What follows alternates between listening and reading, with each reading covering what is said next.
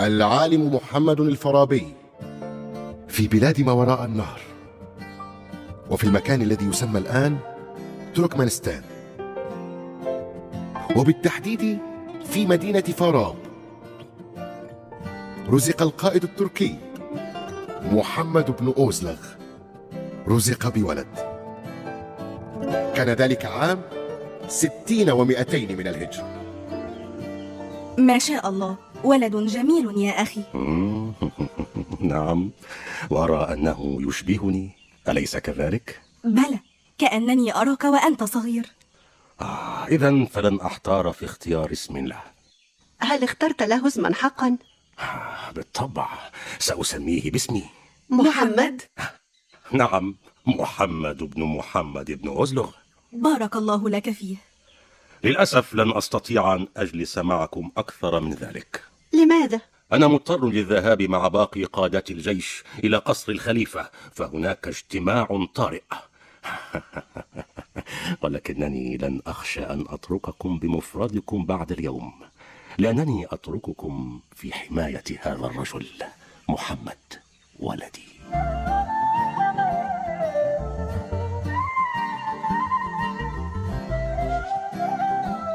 وكبر محمد، ولم تكن اهتماماته تدل على أنه سيحقق ما يتمناه أهله له.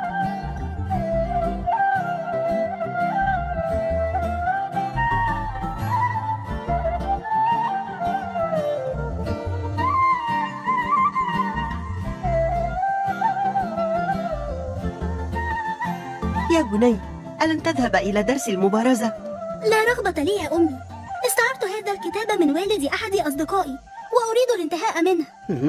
وهل سيفيدك هذا الكتاب في أن تصبح قائدا وفارسا كوالدك؟ أمي، أخبرتك من قبل أنني لا أرغب في أن أكون جنديا، لدي أحلام أخرى. يا محمد، يا محمد، إنه سليمان صديقك. حسنا، لابد أنه يريد أن يصطحبني كالعادة إلى البستان ليلعب هناك. تذهب للعب ولا تذهب لدرس المبارزة؟ لن أذهب لألعب، ولكن الجو جميل في البستان في هذا الوقت من العام، ويمكنني هناك أن أستمتع بالقراءة أكثر. إلى اللقاء. ترى إلى أين ستنتهي بك هذه القراءة الكثيرة يا ولدي؟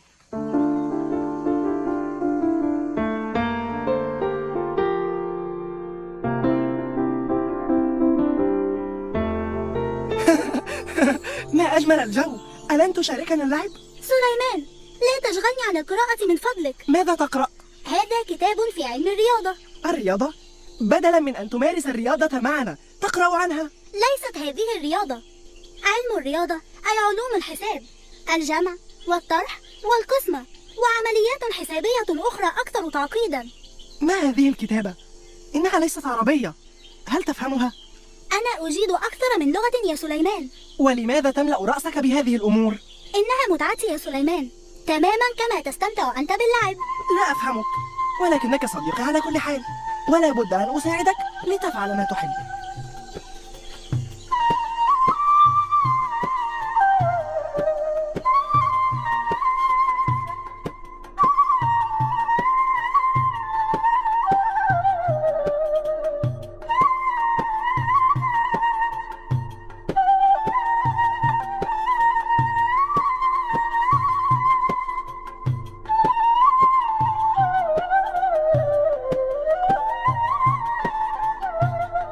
استحوذ حب العلم على محمد، ولذا لم يتمكن أبدا من العمل في أي مهنة.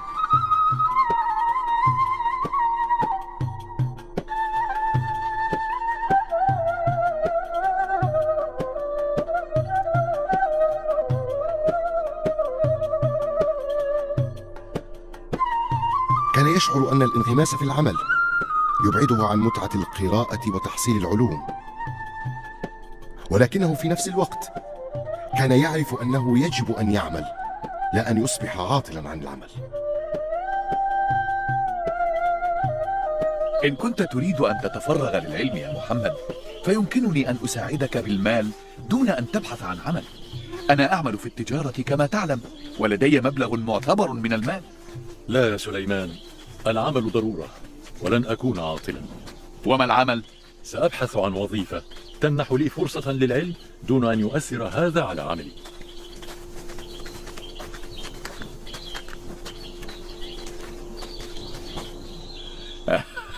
أتذكر هذا البستان؟ ذكرياتنا هنا كثيرة، كنا أطفالا أبرياء. نعم، صدقت يا سليمان، أنا أحب هذا البستان حبا كبيرا.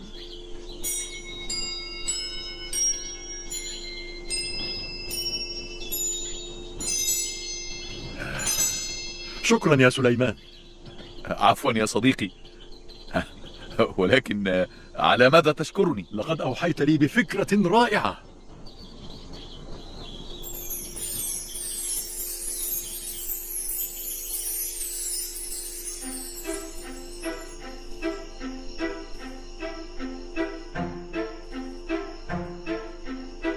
عمل محمد كحارس في البستان، وأثناء عمله كان يمضي وقته في القراءة حتى أنهى كثيرا وكثيرا من الكتب.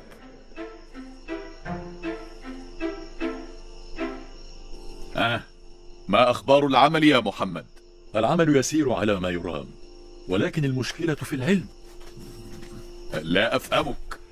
انتهيت من قراءة كل الكتب التي أريدها فلم أشبع، وازداد نهمي لقراءة المزيد ومعرفة المزيد. وما العمل؟ ليتنا نعيش في المدينة الفاضلة التي حلم بها أفلاطون. من؟ لم أسمع بهذا الاسم من قبل. هل كان أحد أصدقاء طفولتنا؟ لا يا صديقي، أفلاطون هو أحد فلاسفة اليونان القدامى، ألا تعرفه؟ يبدو أنك قد وصلت إلى مرحلة متقدمة في العلم يا محمد، فأنا بصراحة لا أعرف ولا أفهم حرفا مما تقول. أتعرف فيما أفكر الآن يا سليمان؟ في ماذا؟ أفكر في الذهاب إلى بغداد، مدينة السلام. في هذه السن؟ ليس لطلب العلم سن يتوقف عندها يا سليمان. ولكن بغداد إنها بعيدة جدا، لم أفكر أن أذهب إليها في أي رحلة من رحلات التجارة. أما أنا فحب العلم يدفعني للقيام بهذه الرحلة، وأشعر أنها لن تكون الرحلة الأخيرة.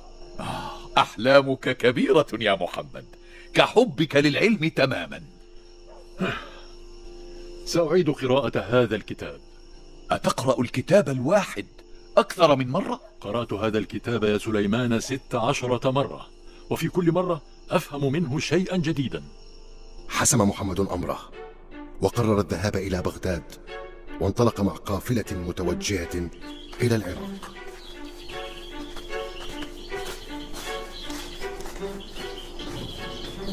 سأفتقدك كثيرا يا محمد. وأنا أيضا يا صديقي. أتمنى أن تكون رحلتك هذه رحلة موفقة. أتعرف يا سليمان، بقدر ما يحزنني ترك مدينتي فاراب حيث نشأت وتعلمت، بقدر ما أشعر بالسعادة، لأنني أخيرا سوف أزور بغداد. تزورها؟ ألا تنوي الإقامة فيها؟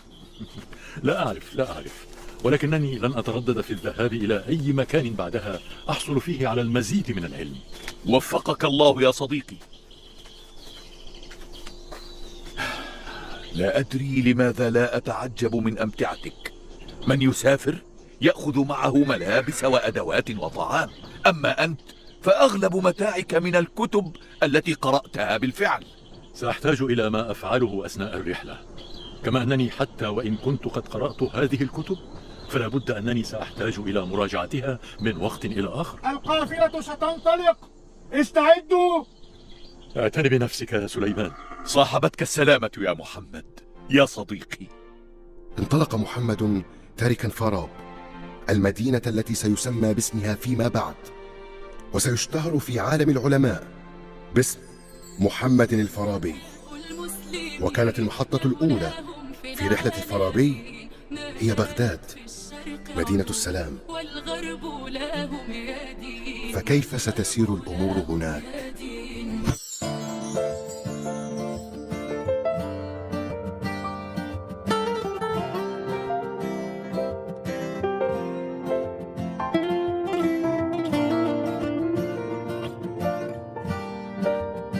منذ أن وصل الفارابي إلى بغداد لم يضع وقتا،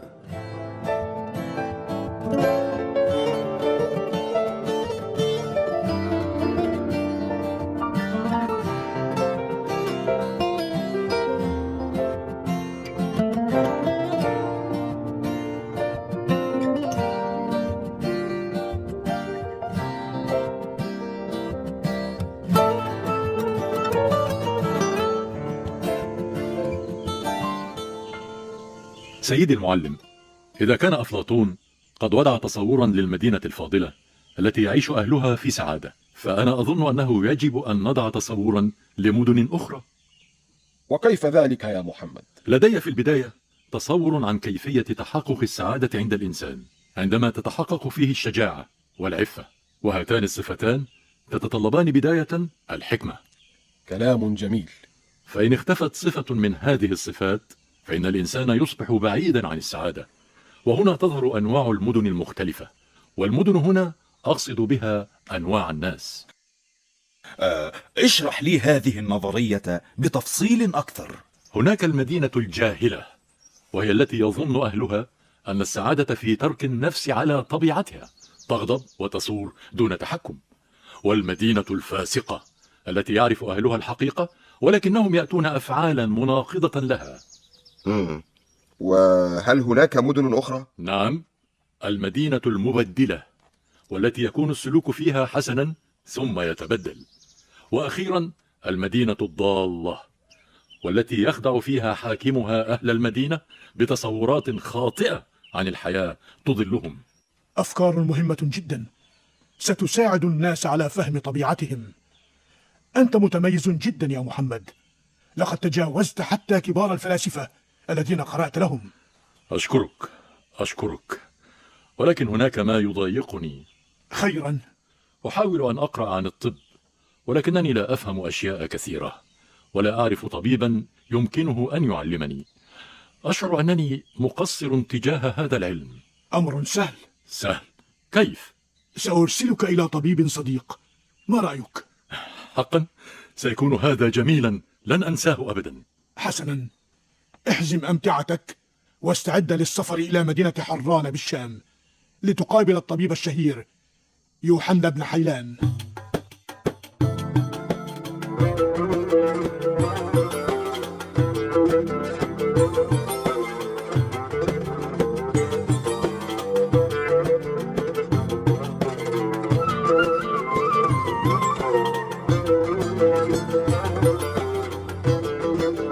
وصل الفارابي إلى مدينة حران، وبدأ يتلقى أول دروسه على يد الطبيب يوحنا بن حيلان.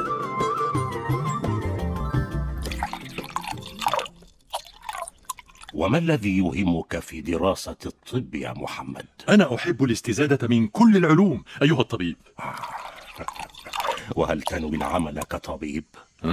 لا أظن. أريد فقط أن ألم بهذا العلم، فسوف يفيدني هذا فيما أريد. حسنا، يبدو أن طموحك كبير. دعنا نبدأ أول الدروس. وهكذا انفتح علم جديد أمام الفارابي، وعالم جديد أيضا. ويبدو أن الإقامة في الشام قد أعجبت الفارابي، فقرر أن يطيل في هذه الإقامة بعد أن أنهى ما بدأه مع الطبيب يوحنا. وصادف أن والي حلب سيف الدولة الحمداني كان من المهتمين بالعلم والعلماء، فانتقل الفارابي إلى حلب وأقام في رعاية سيف الدولة، وهناك تفرغ ليبدأ في كتابة المزيد من الكتب في مختلف فروع العلم.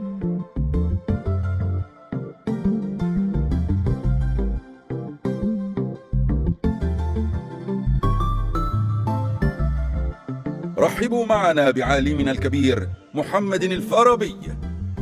في أي علم تتخصص يا فارابي؟ في الفلسفة والمنطق والعلوم والرياضيات والموسيقى والطبيعيات والطب والأدب واللغات. لا أصدق. نعم، لا يمكن أن يكون هناك شخص بارع في كل هذه العلوم معا. الأمر سهل، فلتناقشوه. وهكذا بدأ نقاش بين الفارابي والعلماء في مجلس سيف الدولة، وأخذوا يناقشونه، وكان علمه من الغزارة بحيث ناقشهم، وحجته من القوة بحيث أسكتهم. وبعد أن كانوا لا يصدقونه بدأوا يكتبون وراءه ما يقول.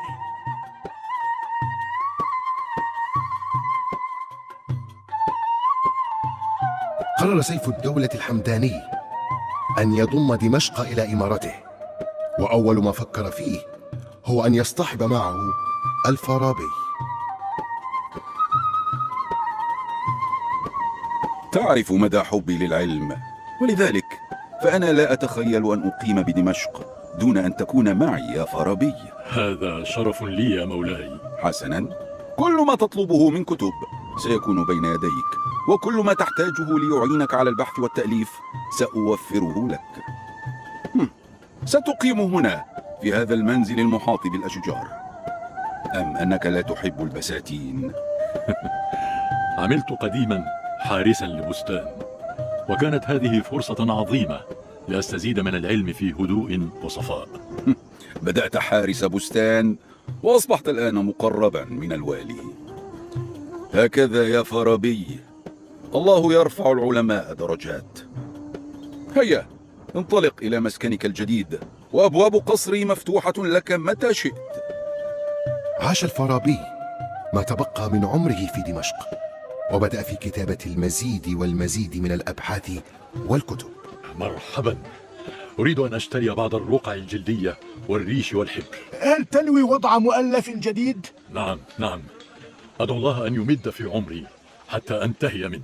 أطال الله في عمرك يا عالمنا الكبير. السلام عليكم. وعليكم السلام ورحمة الله. أتبعك منذ فترة يا سيدي، وأريد أن أسألك سؤالا قد يبدو محرجا. اسأل ما بدا لك، أنت تعرف أنني لا أخفي عليك شيئا. أنت تعرفني إذن؟ وكيف يمكن أن أنساك يا سليمان يا صديقي؟ كنت أشعر أنه أنت، محمد بن محمد ابن أزلخ. يا سليمان، أصبح اسمي الآن محمدا الفارابي. أعرف يا صديقي، سمعت عنك كثيرا. إن بلدتنا تفخر أن أنجبت عالما مثلك. ولكن ما الذي جاء بك إلى دمشق؟ التجارة، أنت تعرف يا محمد. لا بد أن تتناول طعام الغداء معي اليوم. هل ما زلت تقرأ كل هذه الكتب يا محمد؟ كثير من هذه الكتب هي من تأليفي يا سليمان. ما شاء الله ما شاء الله. ولكن هذا هو كتابي المفضل. وما موضوعه؟ أعني عن أي علم يتحدث؟ عن كل العلوم. كيف؟ اقرأ اسم الكتاب: إحصاء العلوم وترتيبها والتعريف بأغراضها. كل العلوم؟ نعم، كل ما وصل إليه الإنسان حتى الآن. أذكر اسم العلم وأعرفه وأشرحه.